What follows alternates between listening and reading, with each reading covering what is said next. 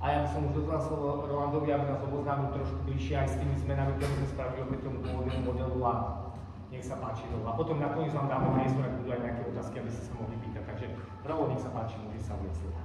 Robo, ďakujem veľmi pekne. Vítajte, dámy a páni. Ja som naozaj až prekvapený, že koľko vás tu je, lebo konkurencia iných tém bola celkom vysoká, takže veľká vďaka, že ste si zvolili túto tému. A viacerí z vás už možno pred 3 alebo 2 rokmi o scoringu niečo počuli. Čiastočne sa budeme opakovať pre dobro tých, čo možno budú počuť prvýkrát. A každopádne, áno, myšlenka scoringu vznikla niekde okolo roku 2022, kto si to pamätáte, myslím, že to bol ten rok, keď nám krachla Arka Capital a v tom čase bolo v korporátnych dlhopisoch na Slovensku podľa dát z NBS-ky investovaných okolo 3 miliardy eur. A prezentácia nie je problém poslať, ale kľudne foťte, nevadí to. Myslím, že v tom čase 3 miliardy v korporátnych dlhopisoch boli viac ako boli v 3. pilieri. Plus minus, myslím, že to bolo tak. A treba povedať, že investori, ktorí sa rozhodovali o investíciách do korporátnych dlhopisov, sa v podstate rozhodovali na základe najčastejšie príbehu. Kto tu sedíte, inštitucionálni alebo profesionálni investori, tak určite prvú vec, ktorú chytíte do ruky, keď idete kúpiť dlhopis, tak sa pozrite, aký to má scoring. Nemusíte vedieť ani meno, ani priemysel, ani z aké je to krajiny scoring, aký to má rating, rating mi povedz, potom sa bavíme ďalej. A to slovenské rozhodovanie bolo, a do veľkej miery možno aj dneska je, že pekný príbeh. Nechcem menovať, ale určite kupovať investíciu na základe príbehu nie je nič zlé, ale kupujte na základe príbehu, že private equity. Niečo, kde je príbeh a keď ten príbeh vyjde, tak 20-30% výnos je niečo, čo vás môže očakávať. Prípadne kupujte podľa príbehu akcie, public equity, a tiež tam čakáte možno 10-12% nejaký očakávaný výnos na equity v priemere historicky existuje. Ale keď kupujete dlhopisy, nekupujete príbeh, kupujete schopnosť toho emitenta vám tie peniaze vrátiť, lebo vy mu tie peniaze požičiavate. Takže túto menej príbehov a viacej by to chcelo ratingov. Samozrejme, tie slovenské emisie boli relatívne malé, aj keď objemy veľmi prudko rastú a neoplatí sa tým emitentom zaplatiť 60 až 100 tisíc eur za rating od Moody's, S&P alebo Fitch. Je to drahé. A ešte si to musíte aj zaplatiť. A tak vlastne prišli sme s Robom, že tak poďme niečo urobiť, čo pomôže verejnosti, či už verejnosti neprofesionálnej, ale ako sa ukázalo, nakoniec je to aj nástroj pre profesionálnu verejnosť. Robo sa toho už dotkol. Vznikol scoring, mali sme zhruba 70 emisí oskorovaných. Ja som veľmi rád, že po nejakej pauze sa k tomu znova vraciame, lebo scoring je nástroj a či my v rámci asociácie oskorujeme 4 alebo 20, není podstatné ten nástroj, hoci kto to vie čítať a dajme tomu, že má kalkulačku, tak si ho vie aj sám robiť. Dávame ľuďom nástroj. A samozrejme k nástroju dávame už aj hotové oskorované emisie. A keďže NBS za to posledné obdobie prijala aj tzv. Dohľadový benchmark distribúcií dlhopisov, tak sme vlastne zistili, že ten náš scoring je celkom dobrý nástroj aj pre obchodníkov s cennými papiermi a prípadne akýchkoľvek distribútorov. Verím, že banky majú svoje týmy, ktoré asi nepotrebujú úplne náš model, majú svoje, verím aj že lepšie. Ale ak niekto distribuuje cenný papier, je to dlhopis, má nejaké povinnosti v rámci benchmarku a môže využiť náš scoring. Nemusí. Samozrejme, MBSK jedným dýchom dodáva, že áno, jasné, váš scoring je super, niekoho používajú, ale nie nekriticky. Nemá to byť jediný nástroj rozhodovania a samozrejme to ani nechceme. Človek sa musí rozhodovať sám, aj ten distribútor sa musí rozhodovať sám na základe viacerých faktorov a my pridávame jeden, ktorý by mohol byť podstatný, lebo tak trochu sa podobá na rating. Zvýrazňujem trochu a zvýrazňujem podoba.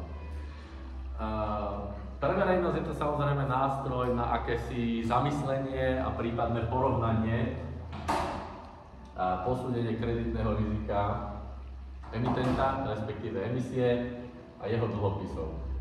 V čase, keď sme ich mali naozaj oskorovaných už niekoľko desiatok, tak už ako bola pekná tabuľka, už tam boli tie farebné zóny. Už sa dalo naozaj povedať, že toto je asi menej rizikové, toto je viac rizikové. A takisto, čo je pre verejnosť podstatné, je, že je to transparentne zverejnená metodológia, ktorá nielen hovorí, urob toto, ale aj vysvetľuje, prečo by si to mal robiť. A aká je logika na pozadí toho, že prečo tu máme takýto ukazovateľ a prečo ten ukazovateľ dáva zmysel. A keď niekto si chce povedať, nedáva zmysel, no tak urob si pre seba svoje vlastné rozhodovanie, vyškrtni tento jeden ukazovateľ, keď sa ti nepáči. My ti dávame transparentne do ruky, čo použij, ak to chceš použiť.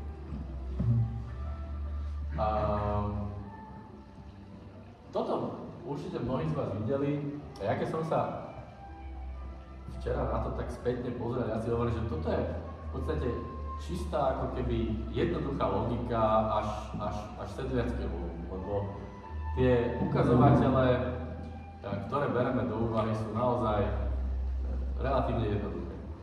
Hovoríme, že čím dlhšie je firma na trhu, čím dlhšie funguje, tým má potenciál byť menej riziková, ako firma, ktorá vznikla pred 3 mesiacmi alebo minulý rok. To dáva logiku. Takisto firma, ktorá je zisková alebo má slušnú maržu na svojich tržbách, má určite väčšiu šancu vrátiť peniaze investorom, zarobiť, vygenerovať čistý cashflow ako firma, ktorá povedzme je menej zisková alebo dokonca je stratová. Na tom tiež nie je nič, čo by vyžadovalo nejaké vedecké analýzy a ukazovatele, ktoré sú dlhodobého charakteru, tak samozrejme zasa hovoria o tom, že firma, ktorá má menej dlhu, a teraz už či už menej dlhu absolútne, alebo menej dlhu v porovnaní s nejakými ukazovateľmi, EBITDA, aktíva, tak menej zadlžená firma je určite menej riziková a viac zadlžená firma je určite viac riziková, keď jej chcete požičať ešte ďalšie peniaze. Dáva zmysel, že? Je niekto proti? Nikto. Dobre. Nikto zatiaľ nie je proti. A podobne to platí aj na úrovni EBIT k úrokom. V zásade je relatívne štandardom, že keď už je niekto na trhu dlho a v zásade spláca svoje staré emisie novými emisiami, tak hlavne, že vyplatí úroky. Pokiaľ EBIT pokrýva úroky a je šanca, že sa dá refinancovať, tak sa dá žiť. Pridali sme Altmanovo Z-score už teda na začiatku. Bol to aj moje ako v minulosti celkom obľúbený ukazovateľ, lebo on dáva dokopy 5 rôznych sád ukazovateľov a v čase, keď som spolumanažoval fond alebo pomáhal investorom rozhodovať sa, tak veľmi často boli firmy, ktoré mali verejnú ekvitu, mali akcie na burze. Na Bloombergu nebol problém nájsť teda z verejných údajov o Altmanovo Z-score a išli prvýkrát na dlhopisový trh, takže bol to taký ten newcomer, ktorý prvýkrát išiel na trh.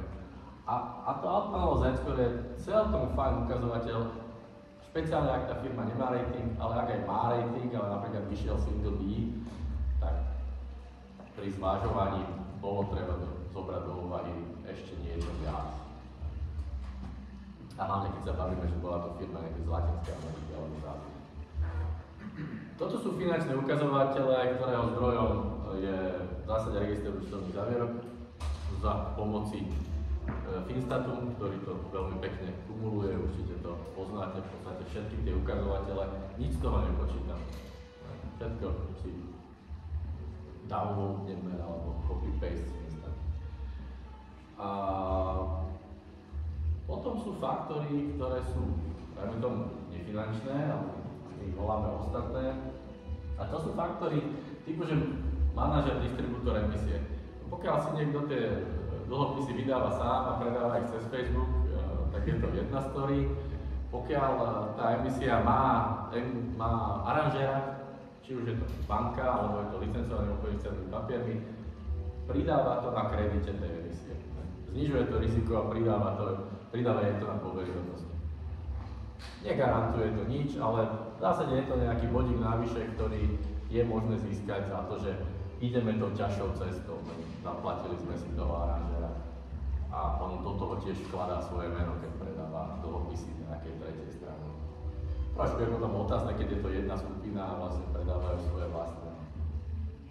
Dobre. Body za to sú, lebo je tam aranžer.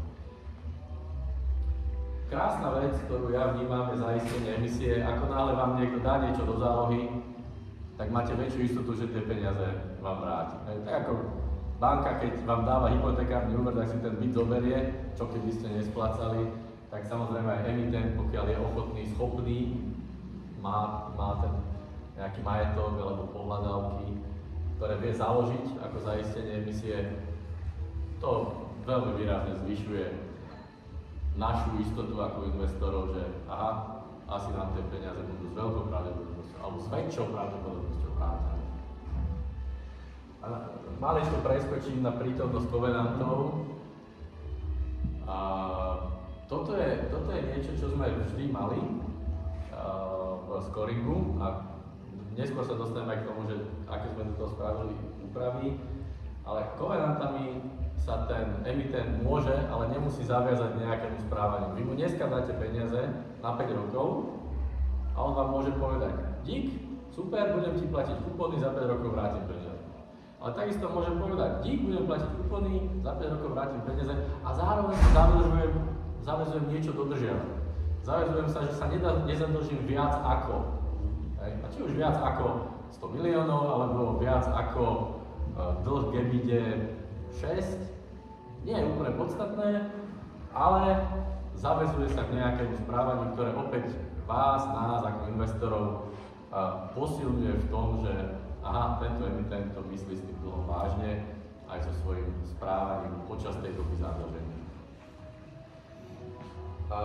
Seniorný, juniorný dlh, len veľmi stručne, ja myslím, že všetci viete, nejaká tá balance sheet štruktúra, pokiaľ ide firma do likvidácie, tak samozrejme prvý je uspokojený štát, zamestnanci, potom zabezpečení veritelia, potom seniorní veritelia, ak niečo zostane, tak tí juniorní až po tých seniorných a ak vôbec niečo zostane, tak likvidačný zostatok ide akcionárom.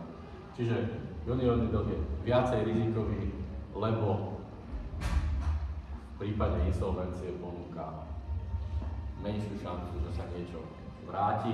Takže opäť je to jednoduchý faktor, áno, nie, taký, onaký, dajú sa mu prisúdiť body, podobne ako verejné obchodovateľnosti.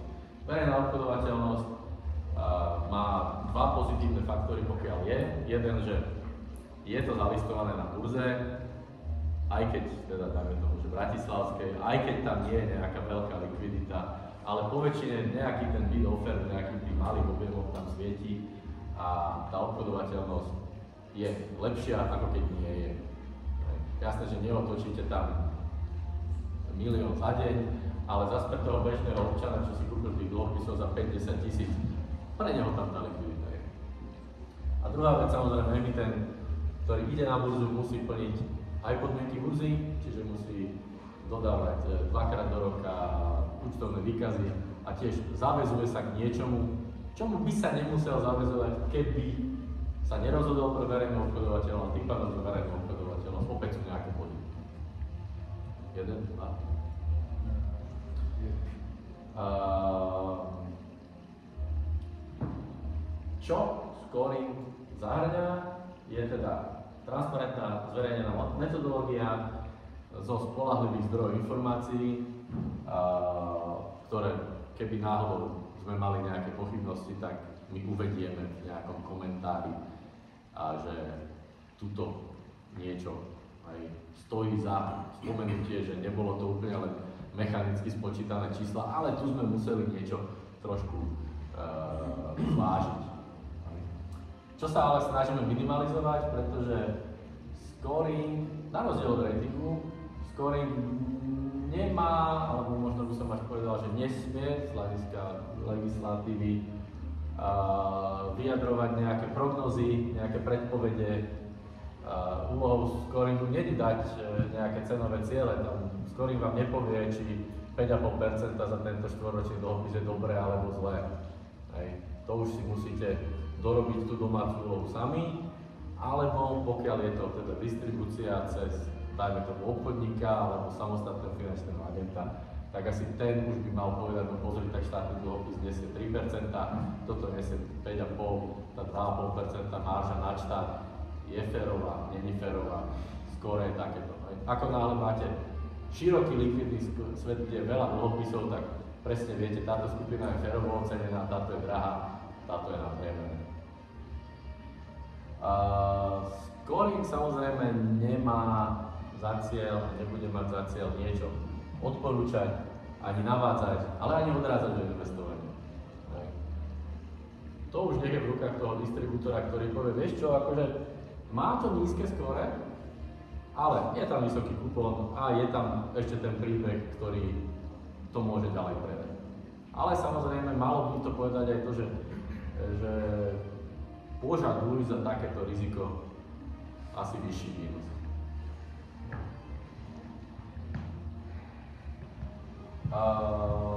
Kto si to pamätáte, je tam farebná škala, kto nie, zelendelfin.sk a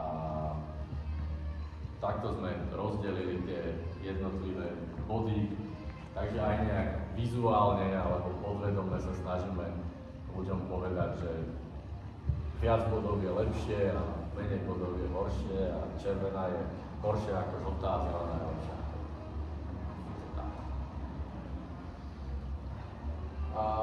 U každej emisii, to je trochu novinka, robíme v týme taký scorecard, kde v zásade nevidíte len samotné body, ale vidíte aj jednotlivé ukazovatele, z ktorých sme vychádzali. Takže aj emitent si to môže skontrolovať, môže si povedať, aha, a toto, jak ste sa k tomu dostali. No, samozrejme, tým, že Robo povedal a veľmi správne, že scoring je momentálne dobrovoľný, nerobíme nevyžiadaný scoring, čiže emitent povie, OK, ja súhlasím, aby ste ma oskorovali. A teda ešte sa nám nestalo, že tí, čo súhlasili by po tom, ako ten scoring uvideli, by to vzdali. Taký prípad ešte nemáme, ale asi sa to môže stať v budúcnosti. Čiže takýto relatívne prehľadný one-pager, ktorý si fakt môže ten predajca z SFAčka zobrať do ruky a povedať, vieš čo, tak táto emisia má takýto scoring, znamená to toto. Pokiaľ klient je ochotný počúvať a rozumieť, tak aj ten predajca má podklad na debatu. No a na webe to teda vyzerá takto, sú tam dve emisie od Gevorkiana, kde jedna... Máme čas? Ako sme na to s časom? Môže? Dobre. Sú tam 4 emisie od Gevorkiana, jedna od východoslovenských vodárenskej spoločnosti a je tam tzv. Sociálny dlhopis od Social Financing, čo je entita spojená so Slovenskou sporiteľňou, aj emisia je evidovaná prostredníctvom Slovenskej sporiteľne. Pokiaľ tam vidíme také malé pečko, tak tam v tom malom pečku je to taký ten tooltip, že nabehnete na to myškou a zasvietí vám tam nejaká informácia, ktorú sme považovali za potrebné ešte doplniť a povedať, že na toto ešte nezabudnite, toto si pozrite, toto si uvedomte. No, tí, čo ste poznali starý scoring, poviem, aké boli zmeny. Začnem z tej strany, že z metodológie vypadol ukazovateľ vlastník spoločnosti. Mali sme vlastníka spoločnosti, kde sme posudzovali, či tá spoločnosť má renomovaného vlastníka, či ten vlastník je nejaká renomovaná spoločnosť. Malo to svoju logiku, samozrejme, lebo je nejaký nepriamy prenos kredibility toho vlastníka na toho emitenta, aj keď tam nie je priama garancia. Ale keďže sme si podrobne doštudovali aj legislatívu, aj po porade s NBS-kou, nie toto bolo subjektívne rozhodovanie. No kto je známy, kto je neznámy. To bolo subjektívne, tam sa nedalo jasne priradiť, že odtiaľ potiaľ je taký a odtiaľ je iný. A to, čo čiže toto bolo skôr vynútené, ako keby čisto to voči legislatíve MBSK. To, čo v metodológii pribudlo, zasa vzniklo tým, že bola diskusia s členmi asociácie, členové asociácie boli vyzvaní, že tak dajte nám svoje návrhy, čo sa vám páči, čo sa vám nepáči, čo by ste chceli zmeniť, upraviť. Vznikli z toho dva konkrétne návrhy. Jeden bol, že dajme tam dlh voči aktívam, lebo to je balance sheet ukazovateľ, ktorý je teda zo súvahy, a tie ostatné ukazovateľe tam boli skôr také výsledovkové, že dajme takýto balance sheet alebo súvahový ukazovateľ. Takže tak sa aj stalo. A ďalšia vec bola, že tie kovenanty, ktoré som spomínal, boli považované niektorými členmi asociácie za dôležité. A dôležité natoľko, že by si povedal, že nie je úplne podstatné, že či tam kovenanty sú alebo nie sú, ale aj je podstatné, že aké sú. Lebo niekto má natoľko soft kovenanty, akože že zaväzujem sa, že firmu nepredám. To je kovenant ako keby nebol. Ako náhle niekto povie, zaväzujem sa dodržovať dlh k EBITDA pod číslo, tak to je tvrdý kovenant. Tam sa ten podnik naozaj zaväzuje k tomu, že budem sa nejak správať a budem sa správať v prospech investora. Silný kovenant. Takže kovenanty sa dostali zo škály 0,1 na škálu 0,1,2. Sú aj teda pomenované v tej metodológii, že ktoré sú silné. A bol to výsledok teda naozaj spoločnej a dlhšej práce s viacerými členmi asociácie.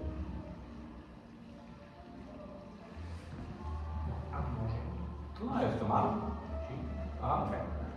Dobre, jasné. Ja tam už len ďakujem za pozornosť. Takže ďakujem za pozornosť. Ja ďakujem Robovi, skôr ako mám tam priestor na otázky, ja len technické. Najskôr taká vec, ktorú som možno na úvod mal povedať, my vyplňame biele miesto. My nikdy, a hneď na začiatku sme si povedali, že nejdeme robiť scoring toho, čo má rating, lebo na čo budeme robiť niečo, čo má nižšiu výpovednú hodnotu ako rating, takže skorujeme len emisie, ktoré sú samozrejme bez ratingu. Inak mimochodom je tam medzi nami pána Ovčarčíka, to je country manager Moody's pre Českú republiku.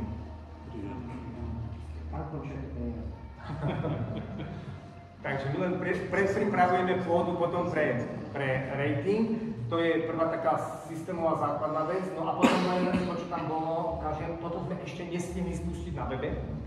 My totiž to robíme takýto score list, ktorý posielame emitentovi a hovoríme, oscorovali sme vašu emisiu, tu sú parametre, ktoré sme čerpali, vy nám dajte feedback, či je to OK a teda či s tým môžeme ísť von. A toto plánujeme, len to nestihli, lebo naozaj sme finišovali do posledných dní, lebo aj samotný scorecard nemali schválený len 2 týždne pred konferenciou. Takže, ale toto plánujeme na webe, keď si kliknete sem. Tak plánujeme to spraviť tak, že si to rozkliknete, že keď si kliknete na ten scoring emisie, alebo tu dáme ako osobitný klikací button, tak sa vám otvorí sa vám, presne toto sa vám otvorí, a to si potom idete stiahnuť a s tým pracovať. Dobre?